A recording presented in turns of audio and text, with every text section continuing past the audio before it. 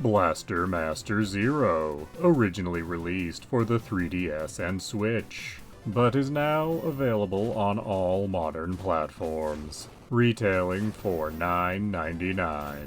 Blaster Master Zero is a remake and reboot of the original Blaster Master.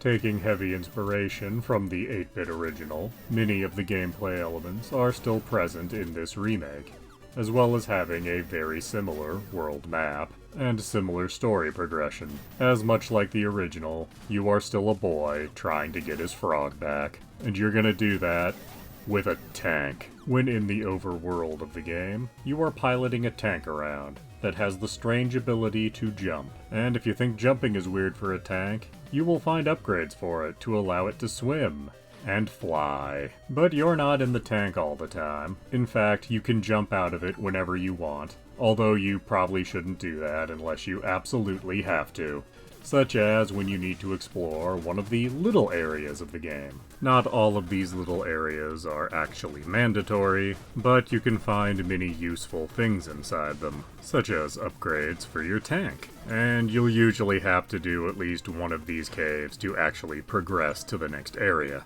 And when it comes to going to other areas, that is a place where the remake diverges from the original, as this time around you have access to a map, and it autofills as you explore. It will also perpetually have a little flashing light on it telling you where you're trying to get to, so you will never really be in doubt of what you need to do next. At times, it might be a little unclear how you are meant to get to that flashing point on the map, but you always know what the end goal is. For example, in an underwater area, you end up in a situation where you cannot progress any further in your tank.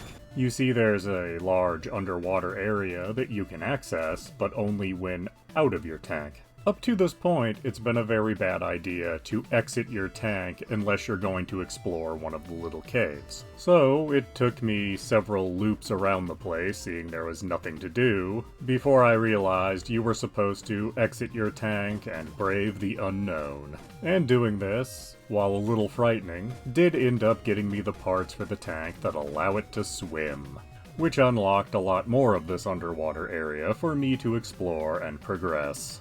And, of course, there is a lot of combat.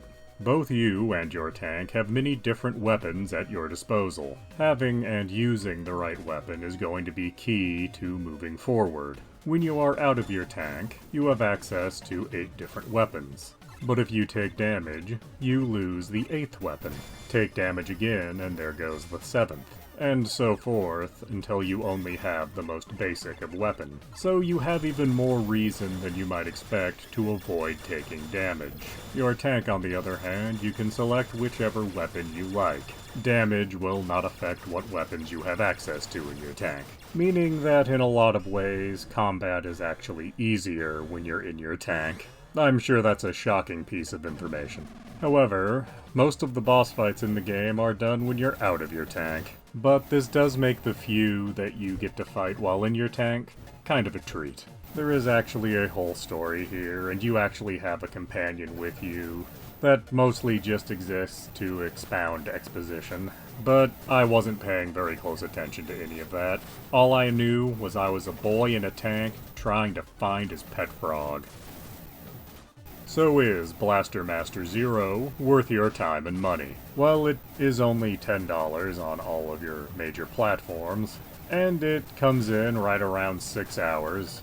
It is a good way to experience something approaching the original Blaster Master without having to deal with a lot of 8-bit frustration, as this remake/reboot is considerably easier than its 8-bit counterpart.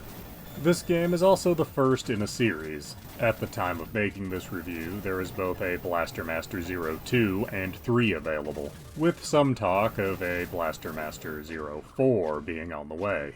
This game is fairly short, but it is of very high quality. It's easy to justify at its $10 price point, and if you're really into it, there is more to seek out and play. So yes, I absolutely recommend Blaster Master Zero. Please do subscribe, comment, like, and tell your friends.